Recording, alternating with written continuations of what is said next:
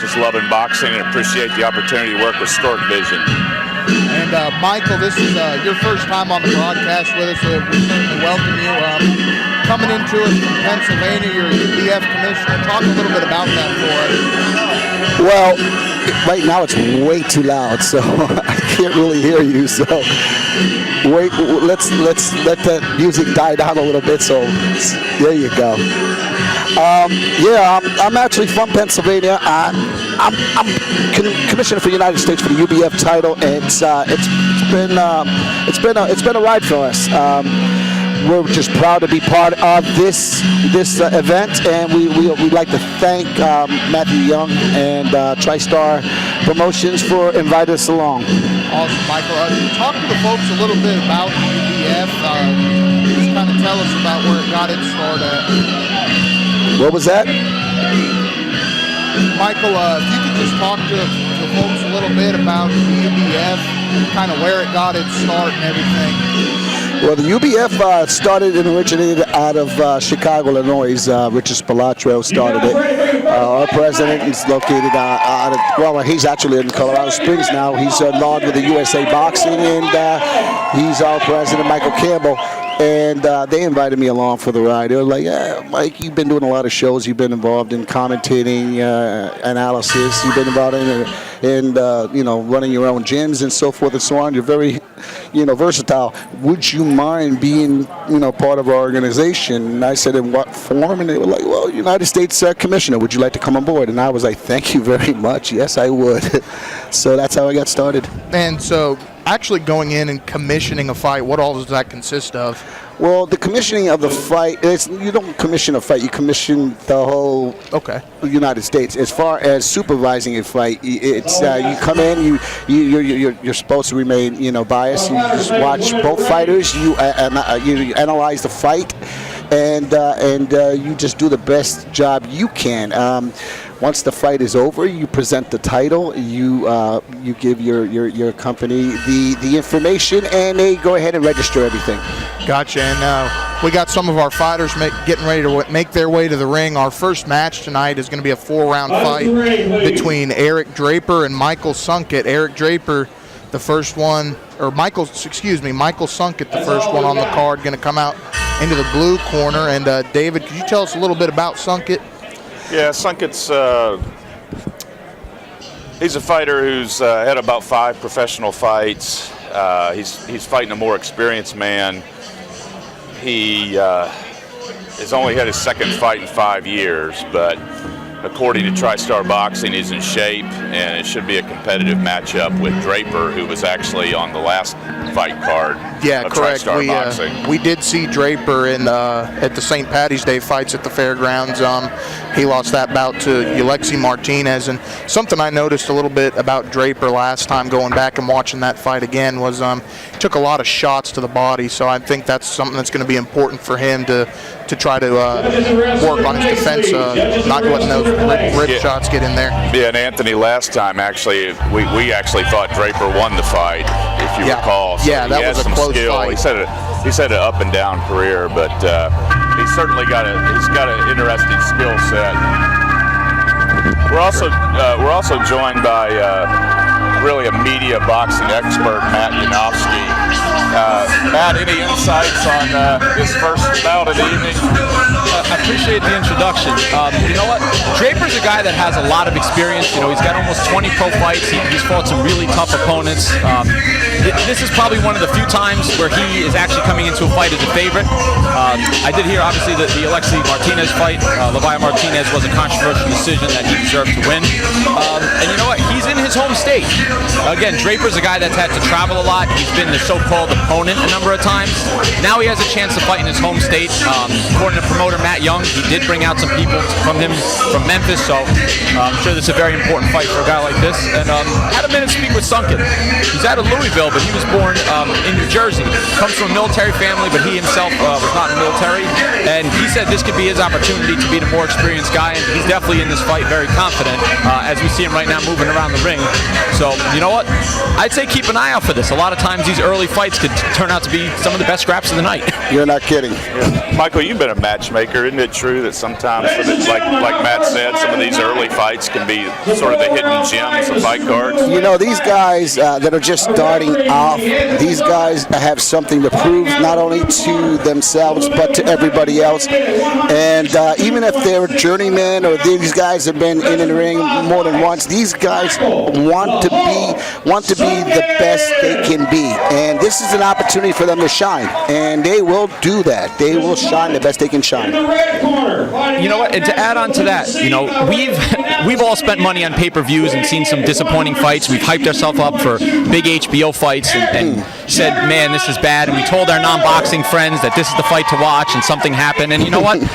On the flip side, the best fight I've ever seen was a 4-round fight, opening bout at a local card in New Jersey. And you know what? It'll take a lot to beat that. So the point is, sometimes the best fights are not the ones that you're looking for. So it is definitely important to pay attention to all the fights, because you never know where a true gem's going to come out. True.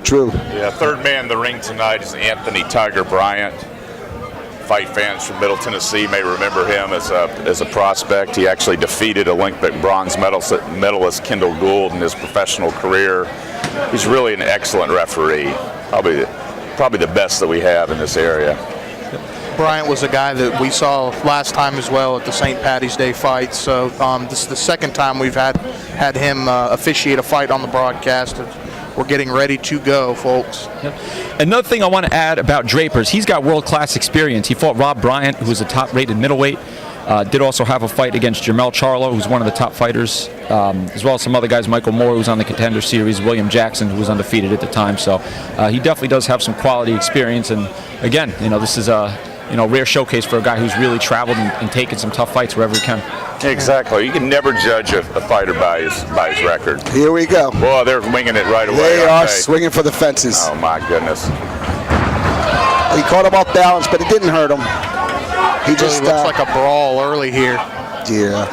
Sunkett's kind of rushing in early with a lot of energy, which I think is kind of, not to discredit him, but I think it's a lack of experience. You know, if Sunkett keeps trying to rush at him, especially a veteran like this, he's going to find himself gassed pretty quickly, even though it's only a 4-round fight. I think. Wow, there you go. Already a right hand. Yep. Referee Anthony Bryant calls that a slip. Actually, he called it a punch in the back of the head. Yeah. Wow. Their footing seems not to be there right now. They're both trying to find their footing. Their balance isn't there. They're just they want to put on a show, but their eagerness is really overwhelming their experience right now. Sunkett really taking those big rights and lefts, and he just cannot connect on any of them right now. And one thing to watch out with Draper, he has a very sneaky right uppercut. Very effective counterpuncher.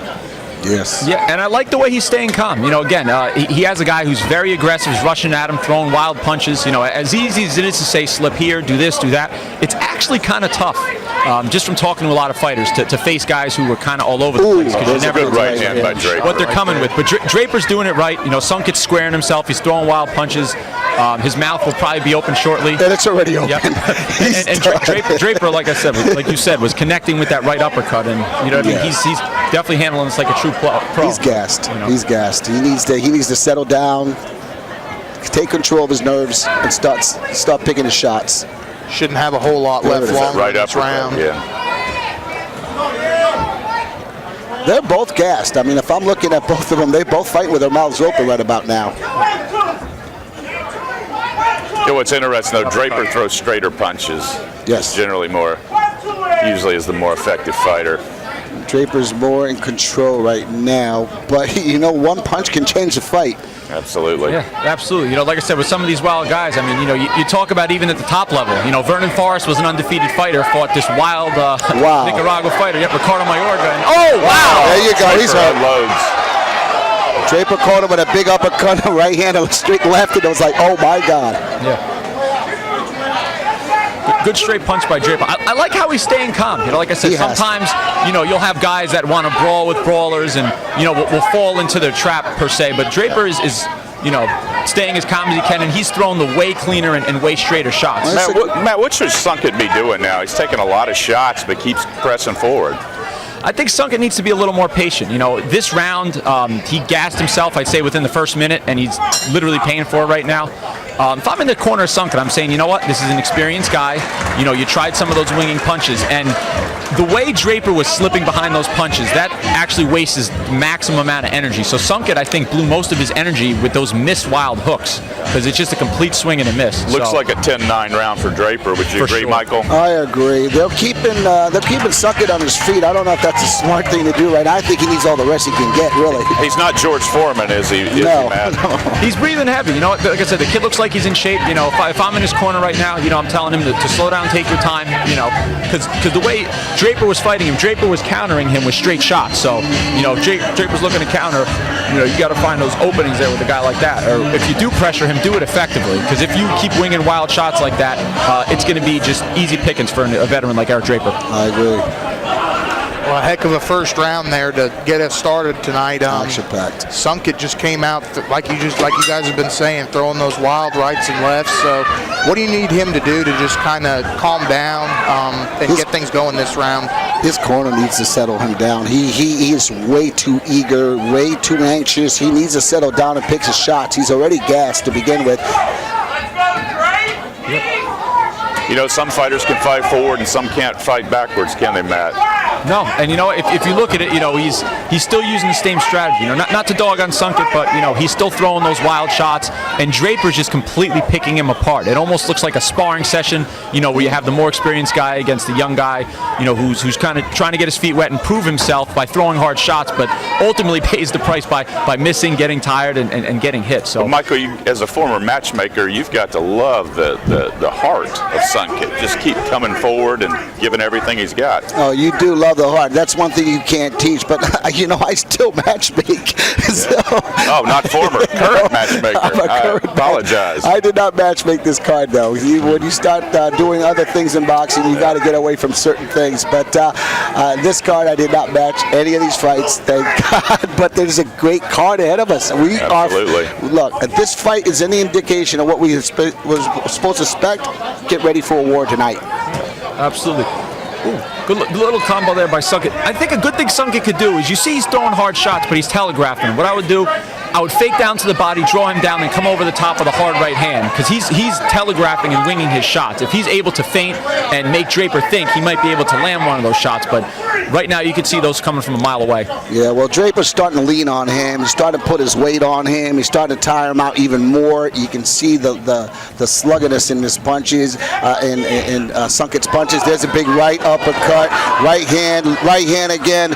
It's just a target shoot right now. He's Draper's really picking his shots. It looks like Draper has an excellent jab. Why do you think he doesn't use it more? I don't know. That's the million-dollar question. One thing I would like to see a little more from Draper, I guess one criticism, I'd like to see him go to the body more. He's headhunting a little bit. It has been successful, but you know what? If the head doesn't put him down, the body certainly will. And once he starts protecting that body, he'll come even cleaner. And on the other side of that coin, something that we saw in the Martinez fight was he got battered in his own body, and I feel like he's done a better job tonight of protecting himself in the body as well. Yeah, excellent point. He's shown better defense tonight so far. Yeah. Well, Alexi Martinez is a more experienced fighter. I know he's another guy, kind of like Draper, has traveled a little bit, taken some really tough fights, and like I said, nothing against Sunkett. It's just, you could tell the inexperience he has. The guy's a fighter. He's got heart, but he just definitely looks a little bit outgunned by a more experienced guy. And we just saw that early on with the energy he wasted and continues to waste on almost every punch he throws. Exactly. Well, Draper, if I was Draper, I would just sit out back there and just throw my jab, set my right hand up, and that's what I would do. His corner should be telling him that right now. How would you guys score this round? I'd score that one 10-9. 10-9. I think it's 2 rounds, nothing, Draper. 2018 Draper. If you take a look at Draper when he's sitting in his corner, you see how his legs are stretched out. That's an experienced corner. That's the kind of things you want to see. Anybody who knows anything about boxing would see a fighter sit in a corner. If you see his legs are bent, he's not relaxing those muscles that he really needs to use in the very next round. And this right here, he is. Real quick, while we have an intermission, for some of our newer viewers that don't know as much about boxing, Can you guys kind of explain a little more of how the scoring all works and stuff? Sure, it's a 10-point must system, so the winner of the round gets 10 points. If there's not a knockdown or a clear and utter domination, it's usually 10-9.